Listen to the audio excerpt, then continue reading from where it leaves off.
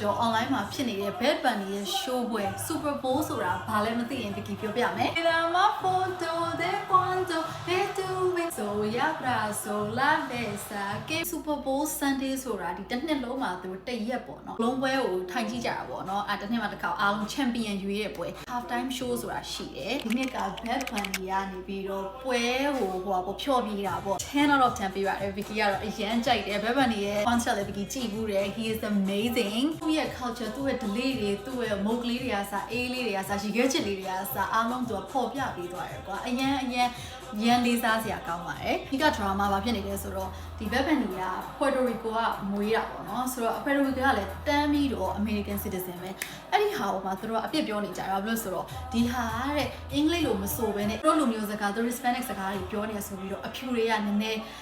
ဘောနော် drama ခင်းချင်တယ်ကွာအားစားအကြောင်းဆိုရင်တော့ကိုကမလာပြောနေ Bad Bunny ရဲ့ half time ဆိုတော့ကိုအကုန်သိတယ်ဒီမှာအတော့ဒီဟာဒါတကယ်မင်္ဂလာဆောင်တာဒီကလ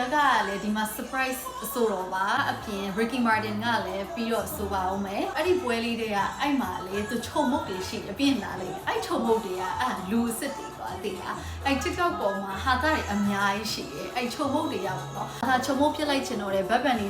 ကလာကိုကြည့်ချင်တယ်ဆိုပြီးတော့အရင်ကြီးအဲ့ memes တွေလည်းအများကြီးရှိတယ် sports အပြင်ပေါ်မှာဒီ celebrity လာအားပေးတာပေါ့နော်အဲ့မှာ Kendall Jenner လည်းပါတယ် Kendall Jenner ကတော့ Bad Bunny ရဲ့ ex-girlfriend ပေါ့။ချင်းမီတင်သွားတဲ့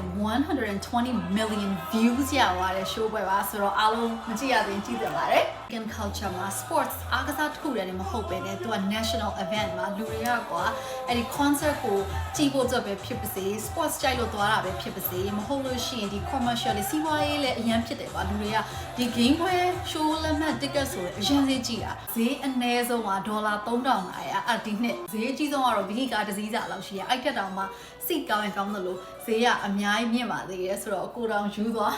ချမ်းနိုင်ငံတွေအတွက်တော့မဟုတ်ဒါပေမဲ့ American တွေအတွက်ကတော့ဒီ Super Bowl night ကတော့တကယ်holiday တစ်ခုပါပဲ Vicky ပြောခဲ့တဲ့ drama ကတော့ဒီ Bad Bunny show ပေါ့နော်ဒီနိုင်ငံရဲ့သမ္မတကသူကမကောင်းဘူးပေါ့မကြိုက်ဘူးပေါ့ဒီ show ပွဲရပေါ့နော်ငါတို့ဘာသာစကားနဲ့မဟုတ်ဆိုပြီးတော့ diss လုပ်ထားတယ်အဲ့ဒီဟာကိုလည်းဒီသမ္မတရဲ့ပြည်သက်တွေက